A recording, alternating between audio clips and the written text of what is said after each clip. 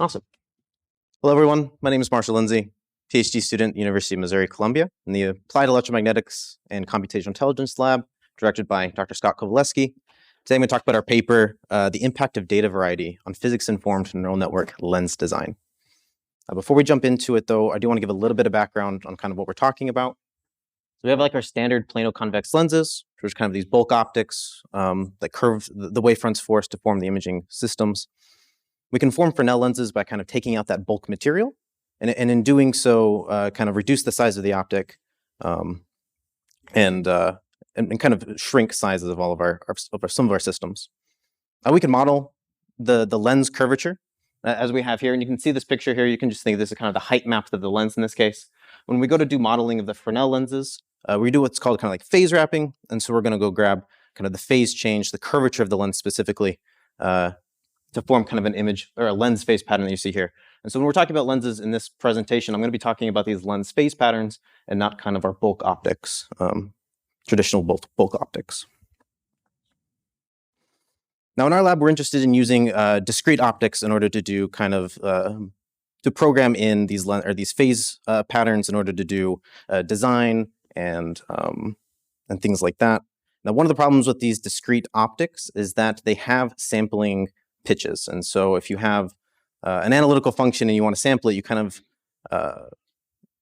of subjecting yourself to sampling considerations like Nyquist sampling. And in the case of the lens, the frequencies in kind of the quadratic phase function are dependent on the focal length. And so I've just got a quick animation here showing that impact. We've got in red the object plane, in blue we have our lens, and in green we have the image plane. As this 4F system kind of accordions itself together, the frequencies in the lens phase pattern increase, but we don't sample any finer. And so eventually we get aliasing, and that has an impact on our image formed. You'll see that here. And so we kind of get these lens-lit arrays. It kind of diffracts energy away and kind of impacts our images. And so in our lab, we kind of call these resolution-constrained lenses. And our question is, can we do better? But what does really better look like for us? Because this is an analytical phase function, and so we're just programming it up and we're sampling it inadequately. And so we're going to kind of leverage optimization, specifically machine learning, physics-informed machine learning, to do that optimization, to see what are some better phase patterns. And I really like this review article, Nature review article, talking about kind of these 3 different ways to principally incorporate physics into your machine learning models. They talk about observational bias, inductive bias, and learning bias. But these can be simplified a little bit into kind of data, architecture, and loss functions. And so for this talk, we're going to talk about specifically a very architecture-constrained network using the mathematics of Fourier optics, and then how data variety impacts the training of that model. So what lenses are optimized and things like that. So it kind of leads into our big picture for this paper. Again, we're going to model this 4F system where we have a planar object. We have our scalar wave propagation into some optimizable modulator, and eventually onto a sensor. And here you see we have a sampled lens phase pattern and then the image formed by that lens. And this is for a numerical aperture that's pretty small, so 0.0148. And what we're going to do is we're going to shrink that 4F system. We're going to induce that aliasing for a slightly higher numerical aperture of 0.22 here. And then the goal is we're going to try to optimize lenses, optimize these phase patterns to form images that are hopefully better. So this is the method slide. I got a lot of equations in this one. We're going to walk through it pretty quickly. You can find more details in the paper, but there are a couple things I do want to point out. The way that we're modeling our propagation is we're going to use either the angular spectrum method or the Rayleigh-Sommerfeld convolutional method, depending on the propagation distance. And that's kind of mentioned by that inequality up there. So for short distances, we're going to use the angular spectrum method. For long distances, Rayleigh-Sommerfeld convolutional method. And then, of course, we do our best to follow best practices to avoid any computational errors when we're doing these modeling. We have a modulation layer. In this case, we're going to be considering phase-only modulators. So we kind of have a unit amplitude array. And then either we have a phase that's lens initialized or randomly initialized, and we kind of smash these things together into a complex function that is kind of our modulator. That's what's going to be changing our wavefronts and the thing that we're going to be optimizing. Now, it's at this point where we kind of introduced this idea of sampling. So at what point are we going to be undersampled or oversampled? It's kind of difficult to know the spatial frequencies in the quadratic phase function because it's kind of like a chirp function, but you can approximate it pretty well by kind of taking the maximum of the magnitude of the gradient with respect to any of the spatial dimensions, and then making sure you're sampling at twice that rate. And so that's just kind of how we're defining what is oversampled and undersampled and kind of defining the problem here. And of course, the modulation is simply just modulation post material is the wavefront before, and then the complex multiplication of our modulator. And again, this is kind of our optimizable function here. We're going to be optimizing these phases. Now we take these things and we sandwich that modulator between these two propagators to kind of form this feed-forward network.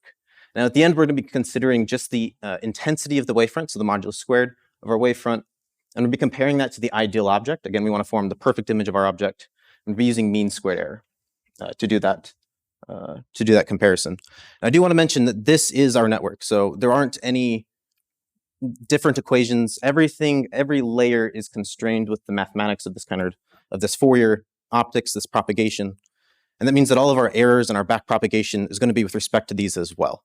And so we're leveraging auto differentiation, autograd, in order to calculate derivatives with respect to these equations to then update our phase parameters in our modulator.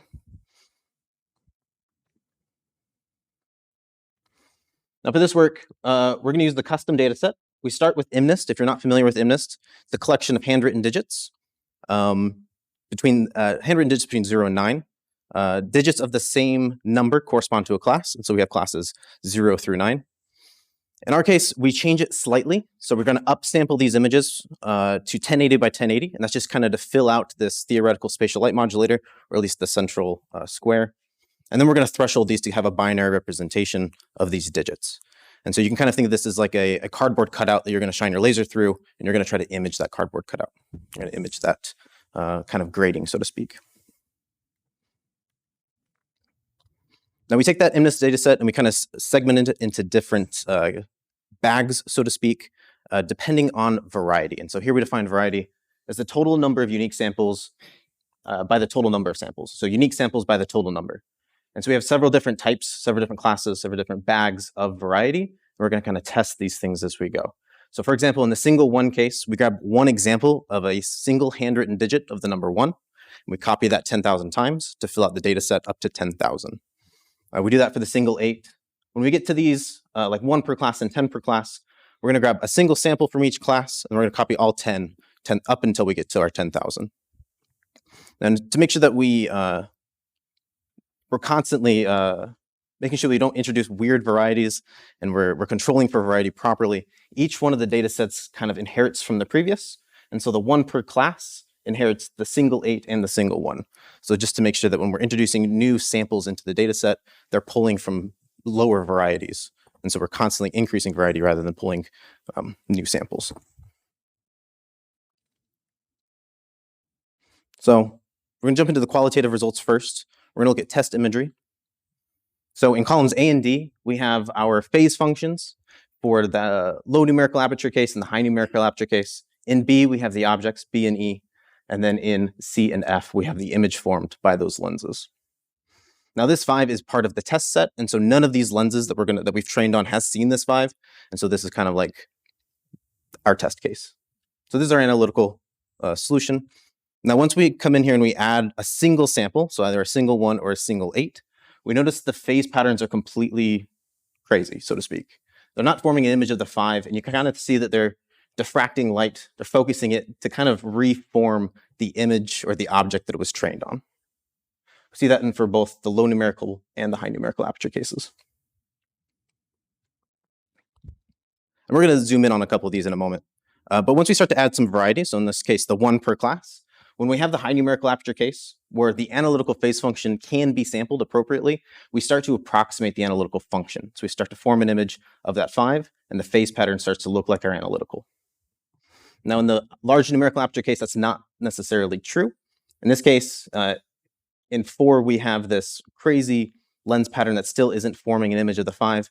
And it isn't until we get to this 10 per class that we start to see our 5.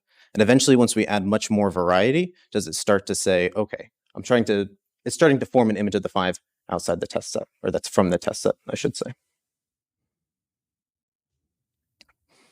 Now, if we zoom in on a couple of these low variety cases, we take a look at some of these phase patterns. So this is for the single 1 On the top here, this is the digit that it was trained on. So this is the training set, you could see, or you could call it. And in the bottom, we have our validation. We have the test set. And so for the one that it was trained on, it learned that one really well, and it learned to form an image of it really well. In all these cases, I flipped the images so we can view them, but they do lens, they do form, they do flip like you would typically expect. And so we're calling this selective imaging. We didn't plan for this. It was kind of a little bit of an emergent thing that happened, but it just memorized these digits and it memorized them really well. Now in the 1 per class case, we see the same thing, at least in the large numerical aperture case. Now this lens we didn't think was going to form images, but when it was given a digit or an object from its training set, it still formed really good images of that object. But in the low numerical aperture case where the analytical function is potentially sampled correctly, we start to approximate the analytical function. I put that one in there just to show that the PSNR for that image is much higher for an object from the test set than it is from the train set, or from the much higher for the train set than it is for the test set.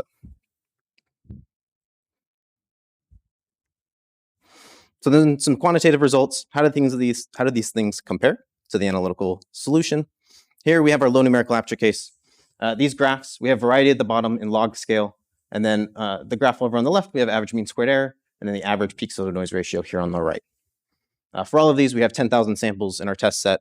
We run each of the objects through these lenses, and we calculate the average mean squared error across, or the average peak to noise ratio across that test set. And so we see, in the case where the analytical solution can be sampled correctly, we start to approximate the analytical in terms of its performance qualitatively or quantitatively. However, for the large numerical aperture case, eventually, once enough variety has been introduced, we actually outperform, at least with respect to our metrics of mean squared error and peak signal to noise ratio. And a delta here of 0.031 and 1.92, respectively. So that kind of finishes up here. So again, we looked at this kind of impact of data variety on the optimization of lenses using physics-informed neural networks. We constrained our network with physics. Everything in it was the Fourier optics, was the way you would calculate kind of that Fourier optics process. We found that more data variety, the better, in all cases. So if we wanted to have the best images for a general sense, then we needed to give these models the most amount of variety as we could. However, lenses that overfit on the training data set acted as selective imagers. They kind of started to memorize the objects they were given and forming really good images of those while not forming images of other objects, so to speak. And this work is pretty exciting for us. We got some future work, some directions that we want to go. Specifically, what does it mean for an image to look better and for whom? Now, one of the cool things about modeling your optics this way is you can start to tie in, because we're calculating gradients with respect to our optics, it's a rather straightforward process to throw a classifier or other machine learning algorithm on the tail end as them being kind of the viewer of these images. And so what does it mean for an image to look good for a classifier or for any other machine learning algorithm is a question that we're interested in, and it's something that we can do. We can kind of let the neural network optimize lens parameters to maximize its classification or task performance. Now, what about more extreme focal lengths? Does this kind of optimization paradigm fail gracefully? We only tested one here. This is numerical aperture by focal length for our Pluto SLM that we're going to be testing in our lab. So there's many places here that we could test in, and how does this optimization paradigm fail, or how does it perform? Do we see equal performance across these different ranges? Now, what about layers? I mean, neural networks love layers. More layers, the better. In this case, it would be kind of talking about how do we scale to compound optics? Does this paradigm, do we have the same issues of neural networks of vanishing gradients? Do we have issues updating lenses at the front of the stack versus at the end of the stack because we lose our gradients, things like that? So some questions to ask there.